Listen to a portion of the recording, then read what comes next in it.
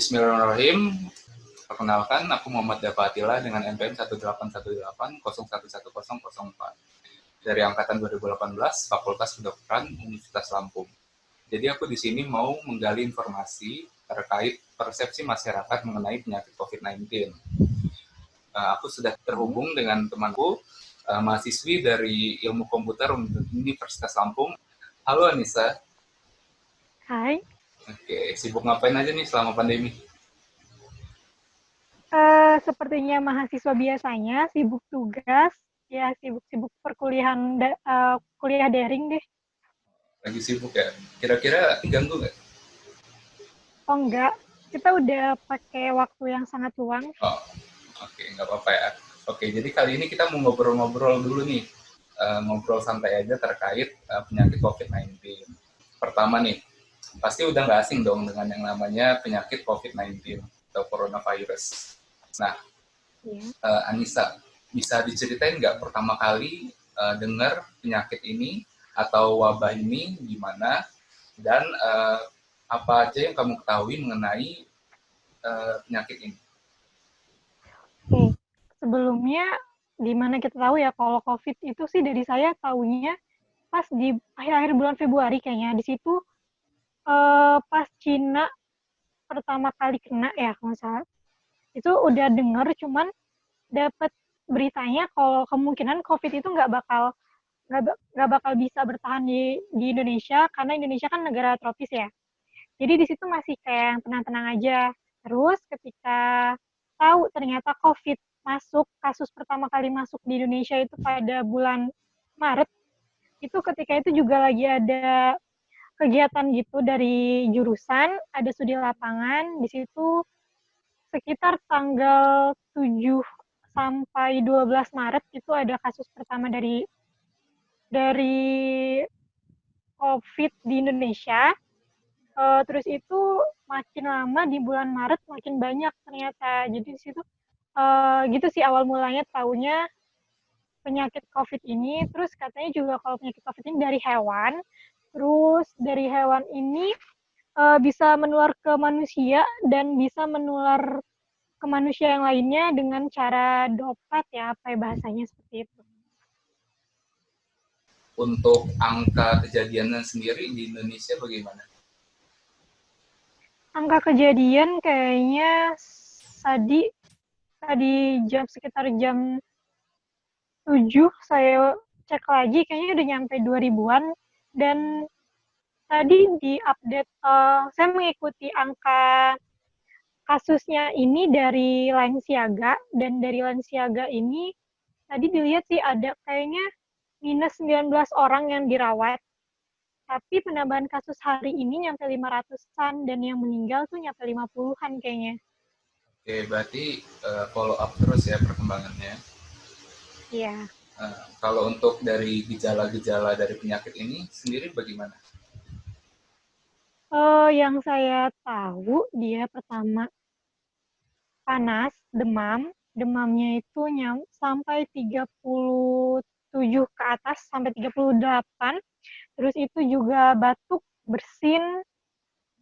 Beberapa ada juga yang mengalami diare dan mengalami mati rasa di beberapa alat indera. Jadi berdasarkan data dari Gugus Tugas Percepatan Penanganan COVID-19, virus ini telah Ya. tersebar di 34 provinsi, di mana Provinsi Lampung salah satunya telah termasuk sebagai zona merah.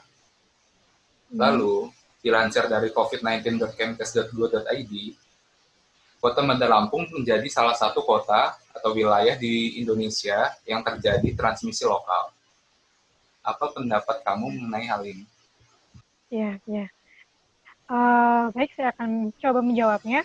Menurut saya, sepertinya memang pada akhirnya setiap daerah akan mengalami transmisi lokal ya, karena walaupun dia interlokal pun, ketika dia udah menyebarkan ke suatu satu masyarakat di daerah itu, maka masyarakat tersebut akan menularkan kembali walaupun masyarakat itu di kotanya sendiri gitu.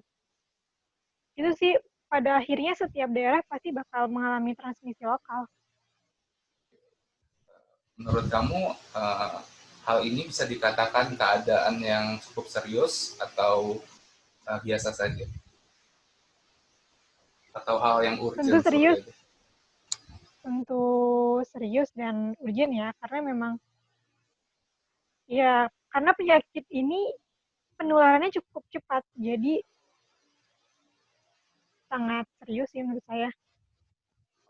Terus dampak dari pandemi ini seperti apa sih bagi masyarakat terutama? Dampak ya, banyak ya dari segi ekonomi ada, sosial ada, politik ada, pendidikan juga ada.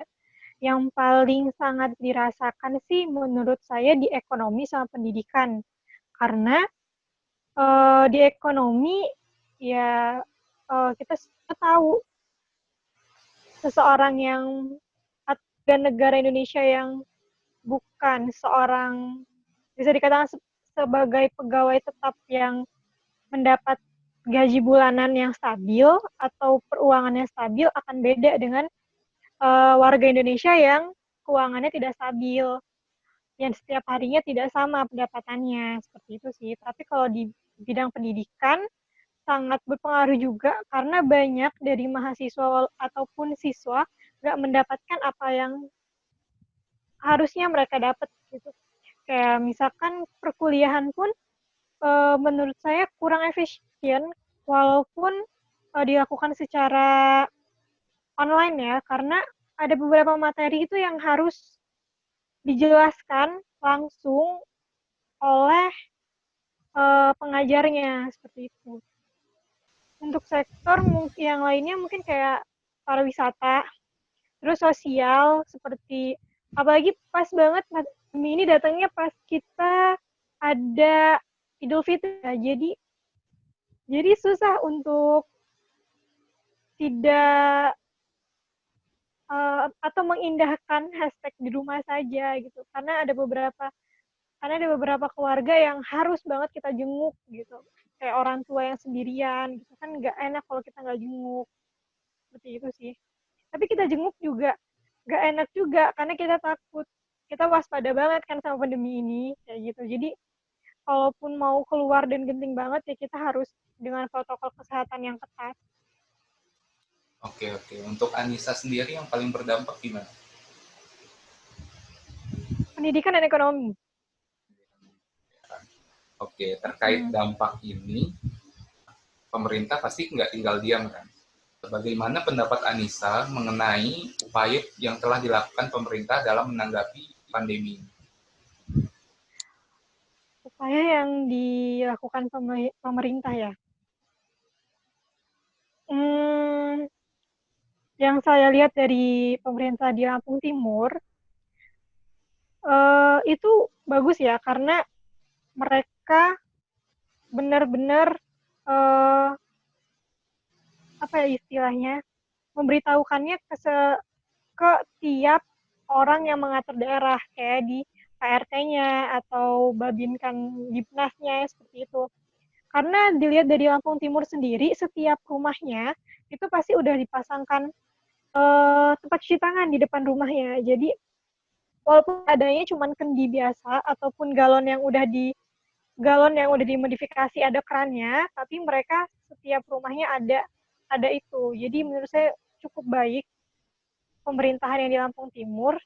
Terus juga setiap antar desa kayaknya itu ada kayak pancuran gitu, kayak bukan pancuran apa ya, palang yang ada keran airnya. Jadi nggak otomatis dia selalu hidup gitu airnya. Jadi tiap ada pendatang yang datang itu kan kayak disiram sama desinfektan gitu.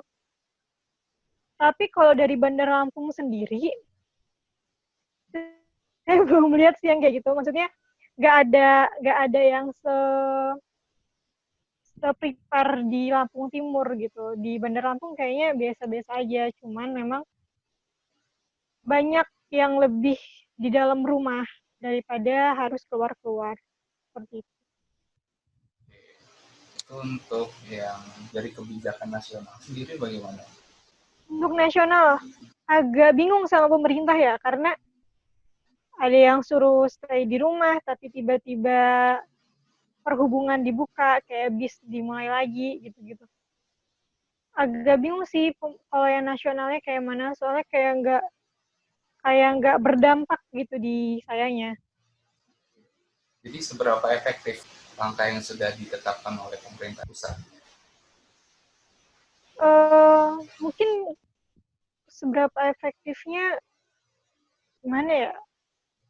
Langkah yang paling menurut saya bagus itu di pendidikan sih, yang waktu itu ada em, kayak ada program acara pembelajaran gitu ya di TV gitu, dan itu ada adik saya juga yang mengikutinya, dari gurunya juga meminta siswanya untuk menonton acara itu, jadi kayak dibuat resume gitu sama gurunya, dan siswanya mengerjakan apa yang ditugaskan. Terkait pencegahan, pencegahan apa aja sih yang sudah dilakukan Anissa terutama? Pencegahannya itu ya banyak banget di sosial media ataupun di mana-mana ya, itu menggunakan masker, menjaga jarak, sering cuci tangan, terus tidak keluar rumah apabila tidak mendesak. Ya, itu sih biasanya dilakukan oleh masyarakat. Kalau penyemprotan desinfektan kayaknya di daerah saya masih masih jarang, nggak tahu kenapa. Terakhir nih, uh, harapan untuk pandemi ini ke depan? Harapannya, um, nggak nggak buluk-buluk sih, maksudnya kita realistis aja, nggak tahu pandemi ini kapan bisa kapan bisa berakhirnya, tapi yang sangat saya nantikan itu vaksinnya Oke, gitu. untuk ada pesan-pesan untuk tenaga medis ke Semangat depan? terus, karena kebetulan kakak-kakak saya juga tenaga medis di Jakarta, tetap jaga protokol kesehatannya, jadi uh, setelah bertugas itu cepat-cepat mandi, karena uh, supaya bisa mencegah juga, terus ikhlas dalam menjalankan tugasnya, karena kalian itu juga kan perantara Allah untuk menyembuhkan umat manusianya. Jadi dibawa ikhlas aja, jangan dengarkan yang orang-orang bilang, kalian terserah kepada masyarakat. Itu aja sih. Oke, interviewnya cukup sekian. Terima kasih sudah menyempatkan waktunya.